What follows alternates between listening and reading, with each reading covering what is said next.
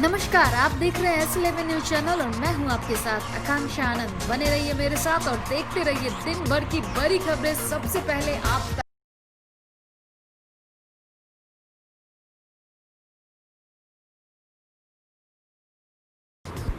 नालंदा में कुदरत का करिश्मा देखने को मिला। सांप निकालने के दौरान सर्पदंश से सपेरा की मौत हो गई।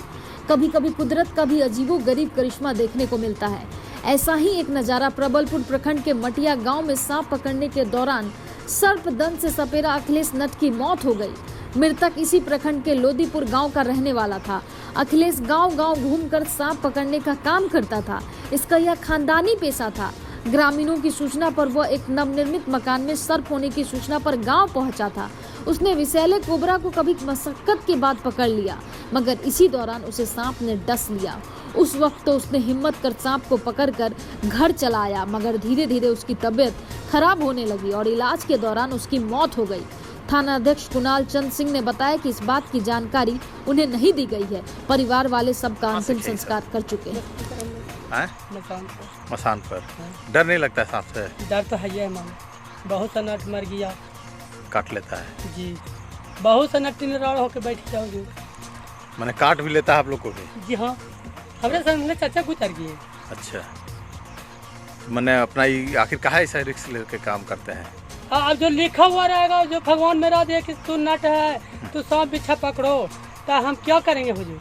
पकड़ना है ना। अभी का बोलवे कि नहीं आते हैं आपने 5 लाख मरबो करते हैं। तो मैंने रोजी रोटी के लिए आप उपार्जन का साधन जी, मैंने रोजी रोटी आप लोग का है। हाँ।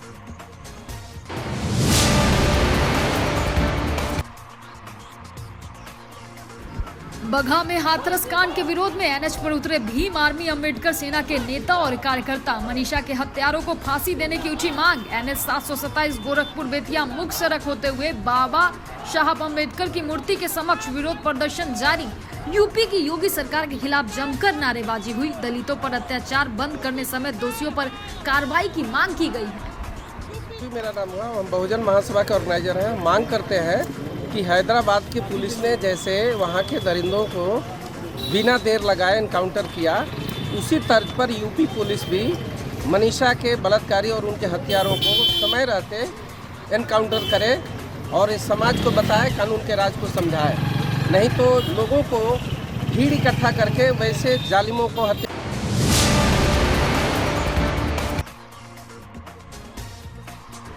लोकसभा और विधानसभा चुनाव में हार या जीत किसी भी पार्टी या प्रत्याशी का हो, कोई भी गठबंधन सरकार बनाए, लेकिन कटिहार के हर मतदाताओं के नाम पिछले 2 बार से एक अनोखा रिकॉर्ड दर्ज हो रहा है। यहाँ हर मतदाता अपने जीत में हासिल करता है। जी हाँ, मतदान प्रतिशत के मामले में पिछले विधानसभा 2015 और पिछले लोकसभा 2019 में कटिहार मतदान के मामले में पूरे बिहार में अव्वल रहा है। इस रिकॉर्ड को बरकरार रखने के लिए यानी हैट्रिक लगाने के लिए कटिहार जिला प्रशासन अपने स्तर से कई कवायद शुरू कर दिया है। इसी कड़ी में राष्ट्रीय स्तर के कबड्डी खिलाड़ी मीनू सिंह, जो कि कटिहार आइकॉन भी है, उनके माध्यम से प्रशासन लोगों को मतदान के लिए प्रेरित कर रहे हैं। कटिहार आइकॉन मीनू लोगों से कोरोना के काल के बावजूद लोकतंत्र के महापर्व में हिस्सेदारी के लिए अपील करते हुए एक बार फिर कटिहार को नंबर 1 बनाने की अपील कर रहे हैं। मैं मीनू सिंह, जिला आइकॉन कटिहार, आप सभी जिला वासियों से अनुरोध करती हूँ कि इस कोरोना काल को नज़र में रखते हुए सोशल डिस्टेंसिंग का पालन करते हुए आप अपना मतदान अवश्य करें। पिछले 2 बार से हमारा कटिहार मतदान के मामले में अव्वल रहा है और आप सभी जिला कटिहार वासियों से अनुरोध करती हूँ कि इस बार भी अपना महत्वपूर्ण वोट देकर अपनी कटिहार को अव्वल बनाएं।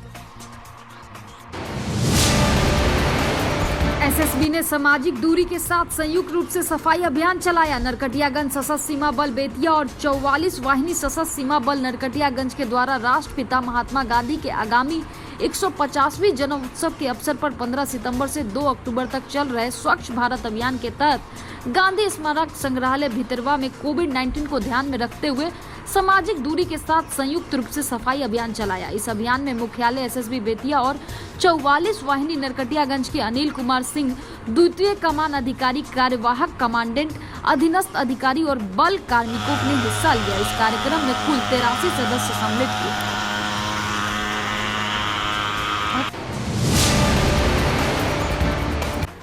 भारत और नेपाल के पदाधिकारियों की बैठक वाल्मीकि नगर में संपन्न। भारत नेपाल सीमा पर स्थित वाल्मीकि नगर ऐतिहासिक बराज के 1 नंबर फाटक के समीप बुधवार को भारतीय और नेपाल क्षेत्र के पुलिस सीमा बल और अधिकारियों की एक बैठक संपन्न की गई। अध्यक्षता सशस्त्र सीमा बल 21वीं वाहिनी के मुख्यालय कमांडेंट राजेंद्र भारद्वाज ने किया। बैठक में मुख्य रूप से एएसपी अभियान धर्मेंद्र झा, अनुमंडल पुलिस पदाधिकारी बघा कैलाश प्रसाद, नेपाल के नवलपरासी जिले के एसपी महेश अधिकारी, सुस्ता इंस्पेक्टर राजेश बालाजी के साथ ही चितवन एपीएफ के एसपी दीपक थापा, 31 नवंबर पूर्वी क्षेत्र गुलमा नवलपरासी एएफपीएफ के डीएसपी वीरभद्रनाथ समेत भारतीय और नेपाली अधिकारी बैठक में शामिल रहे।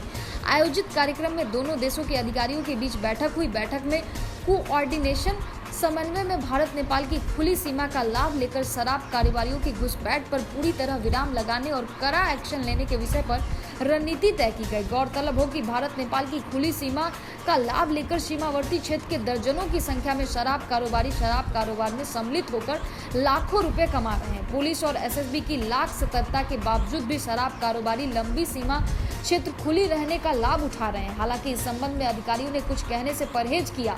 समन्वय बैठक में दोनों देशों के अधिकारियों ने असामाजिक तत्वों को चिन्हित करने के साथ ही उनके विरुद्ध कार्रवाई करने की रणनीति बनाई गई। साथ ही विधानसभा चुनाव को लेकर भारत नेपाल खुली सीमा का लाभ कोई असामाजिक तत्व नहीं ले सके, वैसे लोगों को चिन्हित किया जाएगा। गंडक बराज के रास्ते नेपाल जाने के विषय पर पत्रकारों ने जब पूछा तो एसएसबी कमांडेंट राजेंद्र भारद्वाज ने बताया कि यह दोनों देशों के बीच का मामला है जिस पर उच्च स्तरीय निर्णय लिया जाएगा।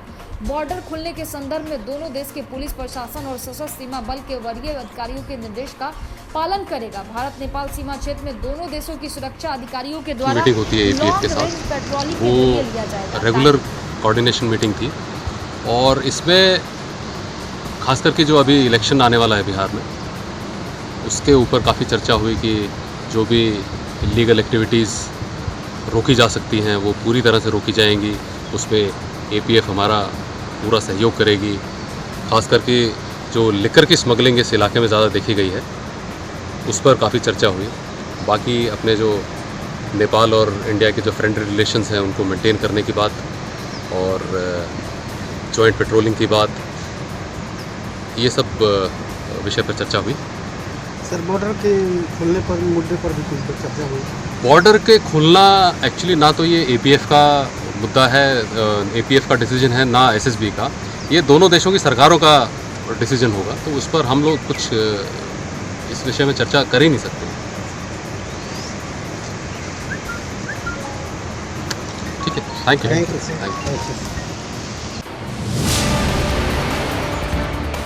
बेटियों से दुष्कर्म पर बजरंग दल में उबाल, बजरंगियों ने बलात्कारियों का किया पुतला दहन। यूपी सरकार और यूपी पुलिस के खिलाफ जमकर लगाए नारे। यूपी के हाथरस बलरामपुर में हुए दुष्कर्म जैसे जघन अपराध के विरोध में आज विश्व हिंदू परिषद के नगर मंत्री अभिषेक गुप्ता के नेतृत्व में कमलनाथ नगर से आक्रोश मार्च निकाला गया, जो सौबा बाबू चौक पर पुतला दहन करने के पश्चात खत्म हुआ।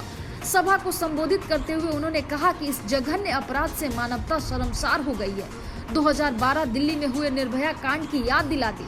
सरकार को दुष्कर्म जैसे जघन अपराध पे सख्त कानून बनाने की आवश्यकता है। वहीं बजरंग दल के नगर सह संयोजक गांधी श्रीवास्तव ने यूपी सरकार से दोषियों को फास्ट ट्रैक चलाकर दोषियों को कठोरतम सजा देने की मांग की है, ताकि भविष्य में ऐसी घटनाएं दोबारा न हो।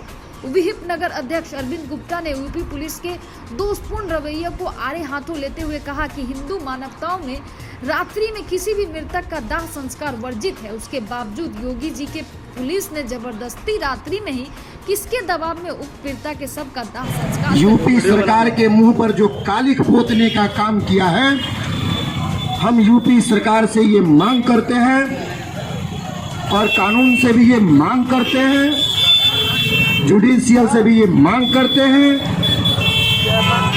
कि कानून में जो प्रावधान है, कड़ी से कड़ी सजा का जो प्रावधान है, फांसी से भी बढ़ के जो अगर कोई मृत्यु दंड है उसको उन चारों आरोपियों को दिया जाए। मेरे कहना अनुसार अगर मेरी मांग है कि अन्य देशों में जिस प्रकार के आप देखते हैं बलात्कारियों के साथ क्या किया जाता है, ठीक उसी प्रकार यहाँ यूपी में बलात्कारियों को बीच सड़क बगहा एसडीएम शेखर आनंद ने चलाया झोला छाप चिकित्सकों के खिलाफ जांच अभियान।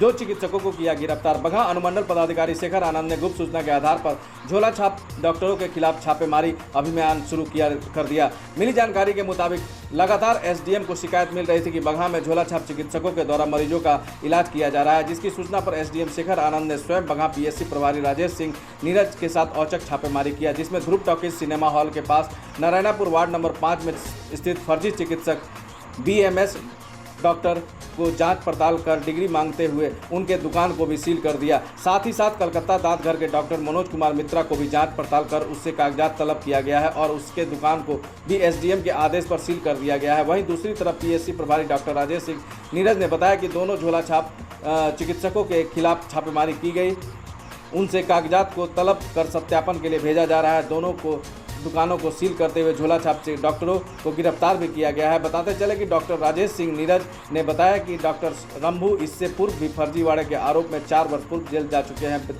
बातचीत के दौरान एसडीएम शेखर आनंद ने बताया कि लगातार शिकायत के बाद छापेमारी की गई। छापेमारी के दौरान डॉक्टर रंभू के क्लिनिक दुकान से दवाइयां भी बरामद की गई। इसके अलावा अन्य झोला छाप डॉक्टरों के खिलाफ छापेमारी अभियान चलाया जा रहा है। अगर इस तरह का कोई फर्जीवाड़ा करते हुए पकड़ा गया, इसके विरुद्ध कार्रवाई करते हुए इसके भी सलाखों के पीछे डाला जाएगा, जिसके लेकर पूरे बगहा में झोला छाप चिकित्सकों के बीच हड़कंप मच गया है। जांच टीम में एसडीएम शेखर आनंद, सीओ राकेश कुमार पटखौली, थानाध्यक्ष धर्मवीर भारती, हेल्थ मैनेजर अशोक कुमार पांडे आदि शामिल रहे।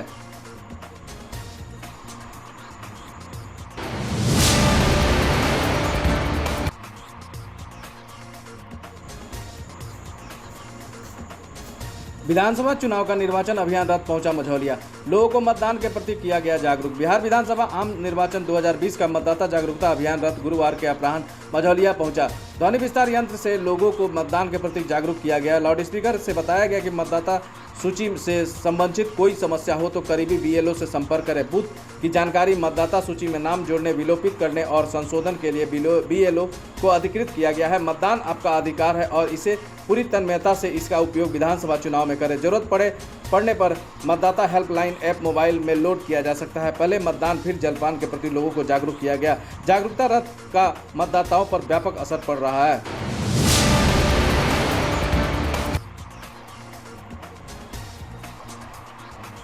नरकटियागंज नगर परिषद क्षेत्र के भगवती सिनेमा रोड में एक मकान में लगी भीषण आग। आसपास में मची अफरा तफरी। सूचना पर पहुंची फायर ब्रिगेड की गाड़ी और शिकारपुर थाना। फायर ब्रिगेड के कर्मियों द्वारा कड़ी मुशक्कत के बाद आग पे काबू पाया गया। जूता चप्पल की गोदाम में लगी थी आग। आग लगने के कारण शॉर्ट सर्किट बताया जा रहा है। आग लगने से लाखों की संपत्ति जलकर हुई राख।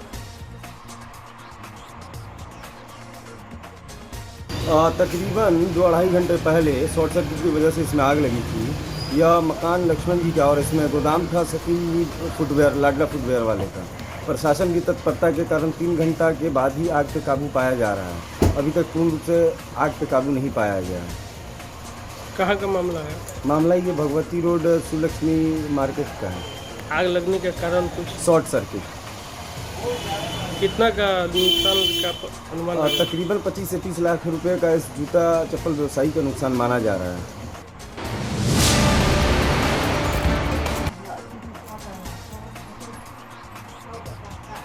योगापट्टी में अतिरिक्त पुलिस बल के ठहराव की माकूल व्यवस्था में जुटे डीएसपी बेतिया बीडीओ। योगापट्टी विभिन्न विद्यालयों का करवाया साफ सफाई। आसन विधानसभा चुनाव की तैयारियों को लेकर प्रशासन सख्त है। प्रशासन की तरफ से हर वह कदम उठाया जा रहा है जिससे चुनाव निष्पक्ष और शांतिपूर्ण माहौल में संपन्न कराया जा सके, साथ ही मतदान फीसद में सर्वश्रेष्ठ रहे, इसका भी बखूबी ध्यान रखा जा रहा है। इसी कड़ी में अतिरिक्त पुलिस बल ठहराव के लिए बेतिया अनुमंडल पुलिस पदाधिकारी मुकुल परिमल पांडे, योगापट्टी प्रखंड विकास पदाधिकारी संजीव कुमार, अंचलाधिकारी अभिषेक कुमार और एमडीएम प्रभारी परमानंद ठाकुर बृहस्पतिवार को आदर्श उच्च विद्यालय मच्छरगांव, बलुआ, चमुखा, नवलपुर स्थित तमाम विद्यालयों का निरीक्षण किया।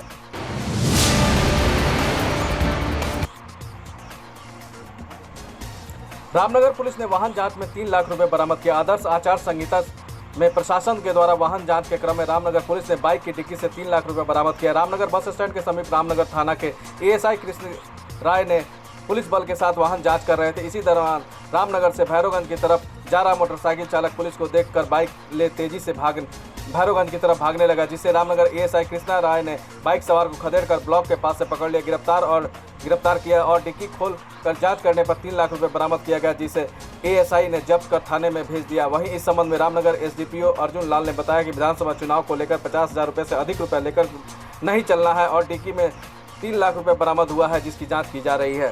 ब्लॉक के पास वाहन जांच के क्रम में पकड़ा गया है सर। जी हाँ, आज रामनगर थाने पुलिस के द्वारा वाहन जांच के क्रम में रामनगर भैरवगंज मार्ग में सिकंदर आजम नामक व्यक्ति के पास से 3 लाख रुपया बरामद किया गया है और इसके बारे में जांच की जा रही है कि चुनाव के समय में अभी आचार संहिता लगा हुआ है, इतने रुपये लेकर ये कहाँ जा रहे हैं, इसके बारे में और विशेष सभी छानबीन की जा रही है। अंदर अंसारी घर कहाँ है आपका? पकड़ी कुनवा पकड़ी। कुनवा पकड़ी। ये 3 लाख रुपया आपका जो पकड़ा गया है, बाइक से कैसा पैसा? अपने लड़की के साथ रिश्ता तय किया था नगड़ियागंज, पुजाई हो चुका था, उसमें हम ले गए थे सामान खरीद कर उनको देने के लिए। तो फिर आज सुबह वो लोग बोल दिया हमें कि तुम्हारे यहाँ रिश्ता हम नहीं करेंगे। तो सामान जो है वो सामान नहीं खरीदे हम, वो अपना पैसा वापस लेके वापस आ रहे थे घर पे। कहाँ पकड़ा गया है? ये रामनगर नहर पे ब्लॉक के पास में। कितना पैसा था टोटल? 3 लाख रुपया। तो पैसा कहाँ से लाए थे आप? ये पैसा ज़मीन इस बेच इकट्ठा 8 ज़मीन बै किए हैं और इसमें कुछ ज़मीन अपना रेहन रखे हैं, गिरवी रखे हैं। जमीन का पैसा है वो? जी।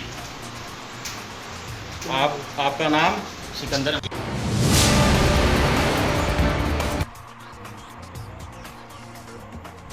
नरकटियागंज बाढ़ पीड़ितों ने आवेदन देकर किया मुआवजे की मांग।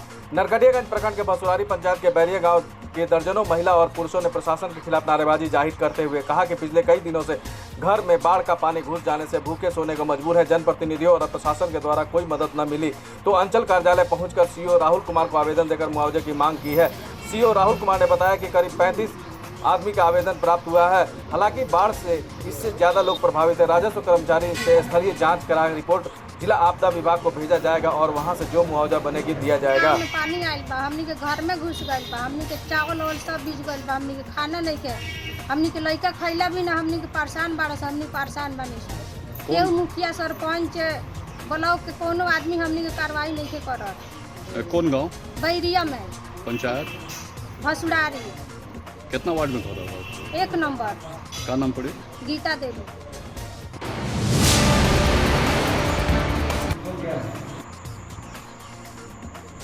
11,000 बिजली प्रवाहित तार गिरने से मची हाहाकार। ग्रामीणों की सजगता से टली दुर्घटना। नवलपुर थाना क्षेत्र के स्थित नवलपुर योगापट्टी मार्ग में मुनि मार्केट के समीप बृहस्पतिवार के दोपहर बाद 11,000 बिजली प्रवाहित तार गिरने से अफरा तफरी मच गई। तार गिरते ही धुआं के साथ आग की चिंगारियां निकलने लगी, जिससे स्थानीय लोगों में भगदड़ मच गई। मिली जानकारी के अनुसार एपी कोचिंग सेंटर के सामने करीब 4 बजे अचानक बिजली प्रवाहित तार टूट कर जमीन पर गिर गया। हालांकि मौके पर मौजूद बुद्धिजीवियों की सजगता से बड़ी दुर्घटना टल गई। लोगों ने दूरभाष के माध्यम से बिजली कार्यालय को सूचित कर सप्लाई बंद करवाया। वहीं स्थानीय लोगों का कहना है कि बिजली विभाग की लापरवाही की वजह से कई स्थानों पर जर्जर तार के माध्यम से ही बिजली सप्लाई हो रही है, जो दुर्घटना का निमंत्रण दे रही है। अब देखना होगा कि इस घटना को बिजली कर्मी गंभीरता से लेते भी है या नहीं।